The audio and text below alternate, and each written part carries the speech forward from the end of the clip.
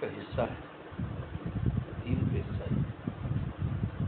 جو پہلے زمانے میں ورزشیں اور طرح کی تھیں، وہ پہلوانی بھی کرواتے تھے اور تیر اندازی کرتے تھے، تلوار زنی کرتے تھے، گھوڑ سواری کراتے تھے۔ گھوڑوں کی دوڑ سلم کے دور میں لگتی تھی، یہاں سے وہاں تک دوڑتے ہیں گھوڑے میں، یہاں سے وہاں تک دوڑتے۔ گھریلو جو گھوڑے ہوتے تھے ان کو بھی دوڑاتے تھے گھر کے کام کاج کے لیے، ان کو بھی 1 میل دوڑنا ہوتا تھا، اور جو دوسرے گھوڑے وہ 6 میل ان کی دوڑ ہوتی تھی جو جنگ میں جاتے ہیں۔